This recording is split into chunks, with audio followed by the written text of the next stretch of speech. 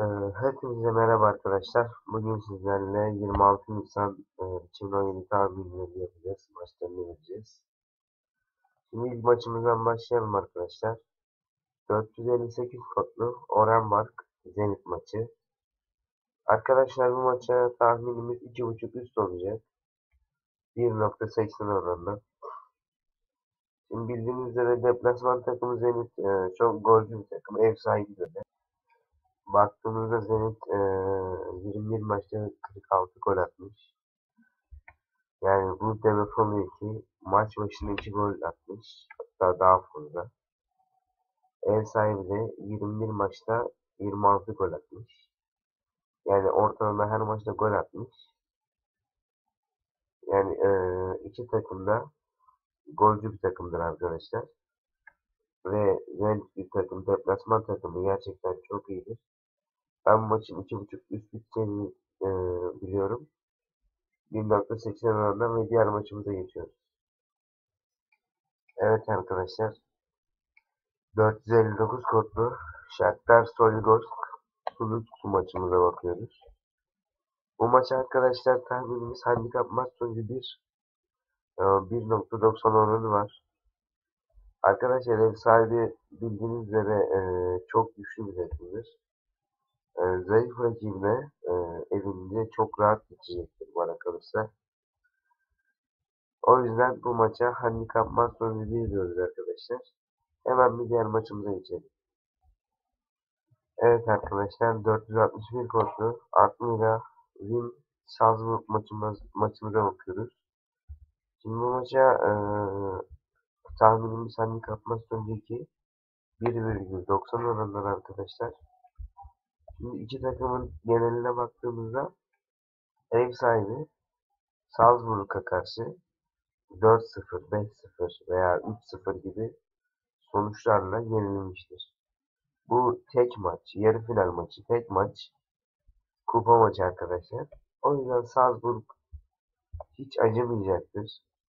Bütün gücüyle ev sahibi takıma, güçsüz takıma saldıracaktır. Ve bu maçı da çok rahat handikap yaparak yenecektir arkadaşlar. Bana göre. Hemen bir diğer maçımıza geçelim.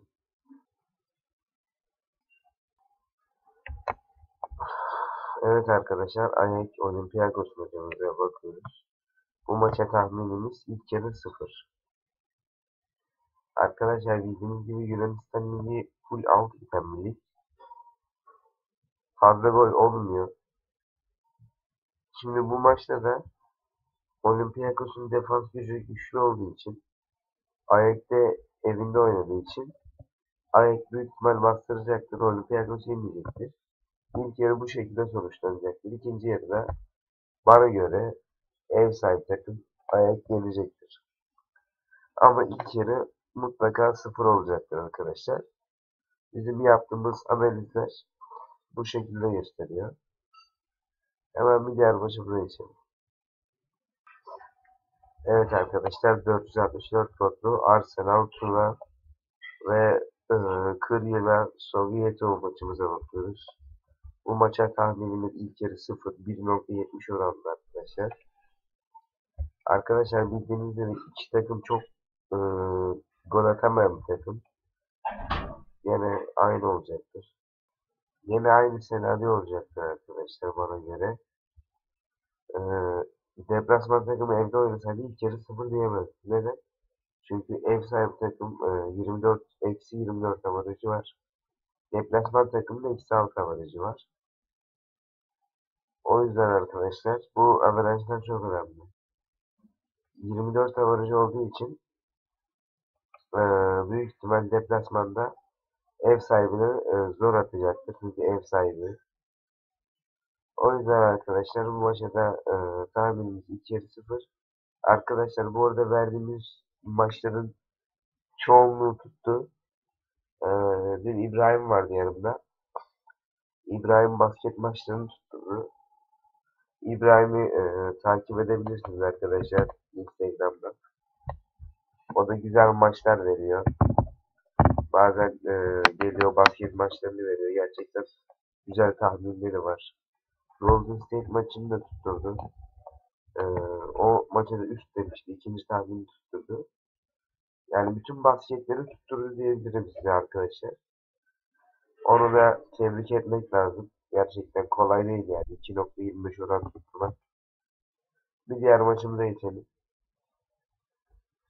Evet arkadaşlar, 466 kodlu Rubin Kazan Terek maçımıza bakıyoruz. Şimdi bu maçta arkadaşlar ev sahibi takım bana kalırsa rahat geçecektir. Çünkü gerçekten Rubin Kazan yani hem evinde oynuyor, böyle bir avantajı var. Hem de Terek yani Rubin Kazan'a göre bir rakip değil. Rubin Kazan rahat geçecektir bana göre. 1-0, 2-0 böyle bir skorla geçecekler. O yüzden bu maça da tahminimiz Masloji bir arkadaşlar. Diğer maçımız için 470 kodlu Göteborg Hamamari maçımıza bakıyoruz. Bu maça tahminimiz maç sonucu 1,1 önde oranı var. Arkadaşlar ev sahibi takımın oranına da bakılırsa az verilmiş. Çünkü hem evinde oynama avantajı var. Hem de baktığınızda çok kaliteli de oyuncuları var gerçekten. Deplasman takımına bakarsak deplasman takım çok formsuz bir durumda. Son zamanlarda maçlarını hep kaybetmiş. Ev sahibi ise formda ve evde oynama avantajı var. O yüzden arkadaşlar bu maça da MS1 diyoruz. Çünkü bakarsanız Göteborg'un çok kaliteli oyuncuları var. Mesela forvette veya orta sahada baktığımızda aşırı derecede gerçekten çok kaliteli oyuncuları var. Yani bu maça da bakarsak maç sonucu 1 diyebiliriz. Diğer maçımıza geçelim. 472 kodlu Sansal Esport maçımıza bakıyoruz. Şimdi bu maçta da KG var diyeceğiz. Ev sahibi takıma bakarsak ev sahibi iyi bir takım değil. Ama deplasman takımı iyi bir takım. Ama ev sahibi evinde mutlaka gol atacaktır. Ondan hiçbir şüphemiz yok. Deplasman takımı da atacaktır zaten. Deplasman takımı çok sağlam bir takımdır. Baktığımızda 4 maçta 9 gol atmış. Ev sahibine baktığımda 4 maçta 4 gol atmış. Yani ben bu maçta mutlaka karşılıklı gol olacağını düşünüyorum. Gerçekten iki takım da çok şu ana kadar golcü bir takım. Ev sahibi takım evinde her maçında gol atmış. Deplasman takım 4 maçta 9 gol atmış. Zaten oranlara baktığımızda bu maçın KG'ler olacağını anlıyorsunuz arkadaşlar. Bir diğer maçımıza geçelim. Evet arkadaşlar, 475 kodlu Barcelona Osasuna maçımıza bakıyoruz. Bu maça direkt 3 handikap açılmış Osasuna'ya. Tabii ki biz de handikap maç sonucu 1 diyoruz. Şimdi neden öyle diyoruz hemen söyleyeyim. Osasuna'ya baktığınızda lig sonuncusu. Barcelona'ya baktığınızda lig birincisi. Şimdi Barcelona gibi takım bana göre 5-0'da geçer. Yani Osasuna kim yani? Bakalım şuraya. Bir saniye. Buyurun şuraya bakalım şöyle. Adamlar 33 maçta 94 gol atmış. Yani 33 maçta 94 gol ne demek? Görüyorsunuz değil mi? 94 gol. Osasuna'ya bakıyoruz. Son sırada 20. sırada. 33 maçta 34 gol. 75 ne yemiş? Burası 41 ise bir 45 veya 46 olacaktır gene büyük ihtimal. Yani gerçekten Barcelona gibi takım Osasuna'ya hiç acımayacaktır ve çok rahat geçecektir.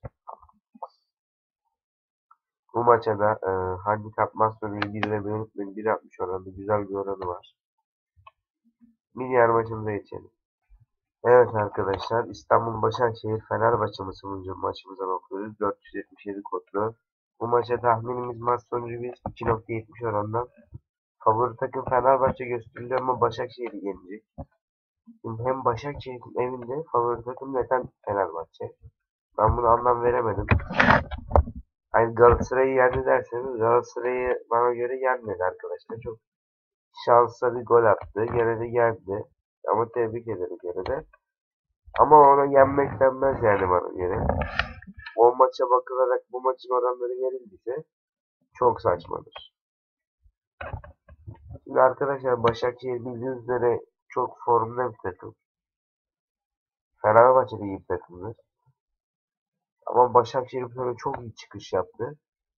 Neredeyse Beşiktaş hariç 4 büyüklerin hepsini yendi herhalde. Öyle hatırlıyorum. Fenerbahçe'yi de yenecektir. O yüzden BS1 diyoruz. 2.70 oranda bir diğer maçımıza geçelim. Evet arkadaşlar 480 kodlu kulüp vuruş Oskanta maçımıza bakıyoruz. Bu maça tahminimiz 2.5 üst olacak. 1,40 orandan. Şimdi baktığımızda arkadaşlar ev sahibi çok golcü bir takım. Ee, Deplasman takım da çok golcü bir takım. Baktığımızda çok kaliteli oyuncular var gerçekten. Şimdi kulüp vuruş evinde oynuyor. Yani ben bu maçın büyük ihtimal 3-1 veya 2-1 biteceğini düşünüyorum. KG var diyenler KG var da olacaktır. Maçın bana göre skoru 3-1 arkadaşlar. 3 bitecektir. Hemen bir diğer maçımıza geçelim. Evet arkadaşlar. Bak şimdi 485 kodlu Valencia Sociedad maçına bakıyoruz. Bu maça da handikap maç sonucu 2 diyeceğiz. Arkadaşlar Sociedad'a bakarsak Valencia'dan güçlü bir takım. Şimdi 1.35 oranda hediye gibi bir şey yani banko. Bu maç berabere bitse bile Sociedad alacaktır. Handikap olduğu için. Ama Sociedad direkt kendisi yenecektir bana göre. Çünkü bana göre Valencia'dan daha güçlü bir takımdır. Puan sıralamasına baktığımızda Valencia'nın kat kat üstündedir zaten.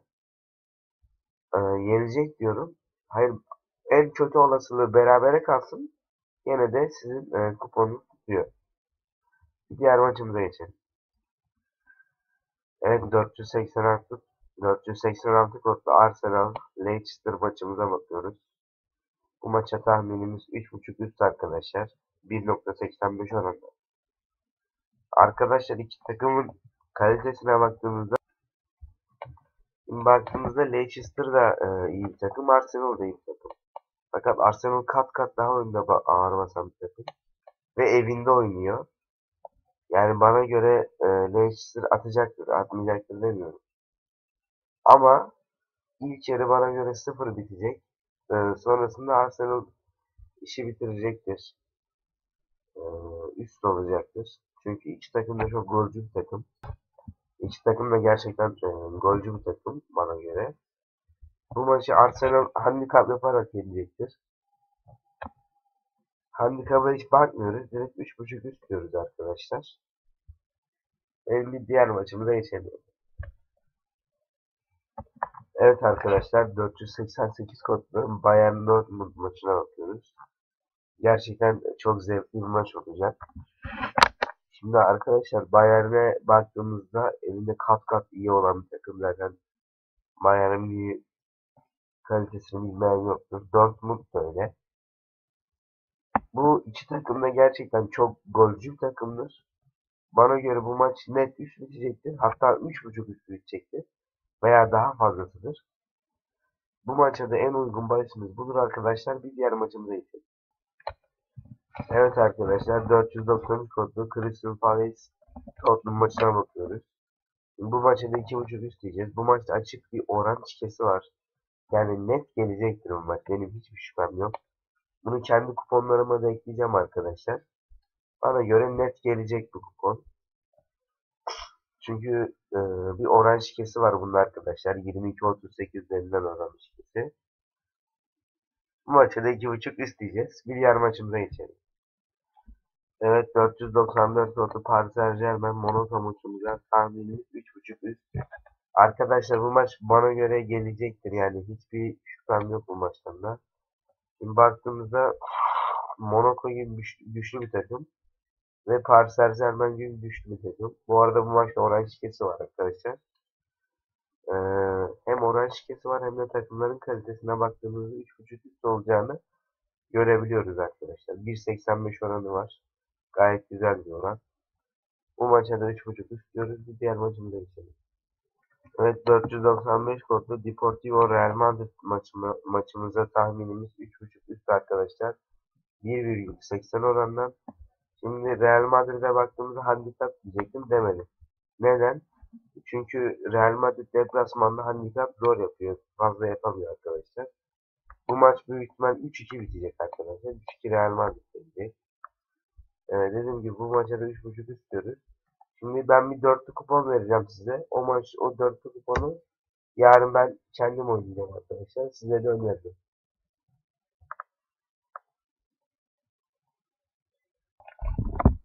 Evet arkadaşlar, benim dörtlü kupon, beşli kuponum pardon, bu şekilde. Böyle bir 5 maç verdim. Bu maçları oynayabilirsiniz. Ben bu maçları oynayacağım bugün. 475 Barcelona Osasuna 3 handikabı var. Maç sonucu 1 diyoruz. 1.60 oran. 480 kulüp vuruş Ostende 2.5 üst 1.45 oranında.